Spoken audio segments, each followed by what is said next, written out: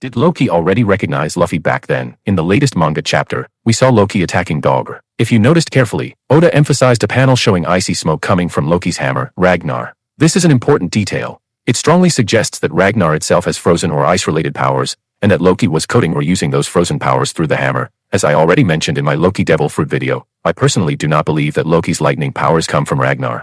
I am more convinced that his lightning abilities come directly from his Devil Fruit. Why do I say that? Because when we saw the past conflict involving Ragnir and Loki, there was no clear evidence that either of them used lightning powers. But the moment Loki ate the legendary Devil Fruit of Elbaf, that was the first time we clearly saw lightning coming directly from Loki himself. This strongly supports the idea that lightning is a Devil Fruit ability, not Ragnar's power. Now, with this new revelation that Ragnir possesses ice or frozen powers, another idea suddenly makes sense. What if Ragnir is the one responsible for freezing the Galleila giants? If we go back to Loki's flashback, several important names were mentioned in connection to the Galleila giants: Harold, Big Mom, and even Rox D. Zebek. This alone tells us that the Galleila giants are extremely important and will play a huge role later in the story. Harold once stated that these giants were frozen, and this description matches what we saw during the Punk Hazard arc, where ancient giant figures were found preserved in ice. So here's the big question: is this Oda's twist? What if Ragnir intentionally froze the Galleila giants on Punk Hazard? But why would anyone do that? The answer could be preservation.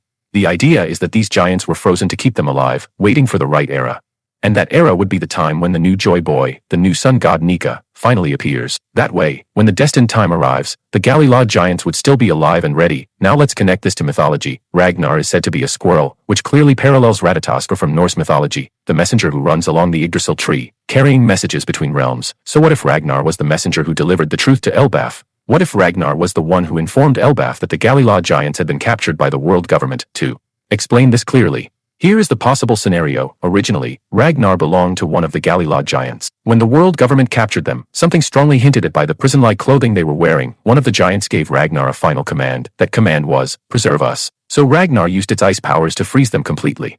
At the same time, the giant may have given Ragnir a message or letter and ordered it to bring that message to Elbaf. Because of this, the giants of Elbaf already had an idea that the world government was behind the capture, which was later revealed by Geralt to Harold. But the plot may go even deeper. The original owner of Ragnir may have also said that the giants should only be released when someone worthy appears, someone capable of defeating the world government.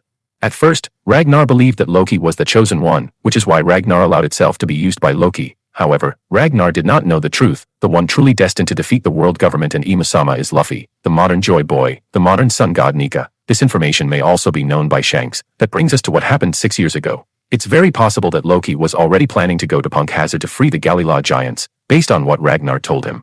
But Shanks stopped him. Why? Because Shanks knew it was not the right time. Shanks confronted Loki and revealed the truth. Loki is not the sun god. The real sun god is still coming, and that person is Luffy. But Loki is stubborn, hot-headed, and filled with hatred toward the world government, especially because of what they did to his father, King Harold. So Shanks had no choice but to act. Just like how Shanks once stopped Kaido from joining the Marineford War, he also stopped Loki from attacking the world government too early. Shanks defeated Loki and brought him back to Elbaf, where he was chained. Why chain him instead of killing him? Because Shanks already blames himself for the death of King Harold, as hinted in the latest chapter. Letting Loki die would only add another burden to his conscience. Shanks understands the true power of the world government. He has been to Mary Geos and interacted with people at the very top.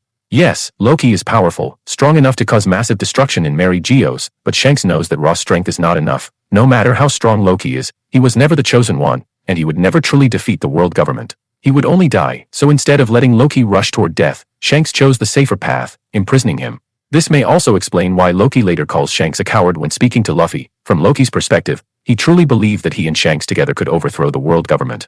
Shanks' refusal looked like cowardice to him. This way of thinking may have come from Rox D. Zebek, Loki's idol. Just like how Zebek repeatedly invited Harold to fight the world government, Loki may have done the same with Shanks. Now let's go back to chapter 1138, when Loki asked Shamrock why he looks like Shanks. Notice something important. Despite calling Shanks a coward, Loki still refers to Shanks as a great pirate. Why? The answer is Luffy. Before Loki met Shamrock, he had already met Luffy. In the same chapter, we see a flashback where Cologne remembers Shanks telling him to remember Luffy's name. That's why Cologne was so excited when he finally met Luffy. It's very likely that Cologne shared this information with Loki. So when Shanks chained Loki and told him that the real sun god was still coming, Loki eventually realized the truth. When he saw Luffy's power with his own eyes, he understood. Shanks was right. Luffy is the real sun god. Loki and Cologne may have grown close because they share similar experiences in Elbaf. Loki was once rejected by his peers, and now Cologne is going through the same thing. This shared pain could have created a bond between them. Also, Cologne often stays at Mato's bar in the underworld, a place where Loki could easily visit or hear information from. So that's how the connection may flow. Galleila giants Ragnir Loki shanks Luffy. That's my full theory on how everything connects. Now I want to know your thoughts. Do you think this scenario makes sense? Do you see another twist Oda could add? Let me know in the comments below so we can discuss it together. If you enjoyed this video, don't forget to hit the like button because it really helps our channel a lot. And of course, subscribe for more One Piece content. That's all for now.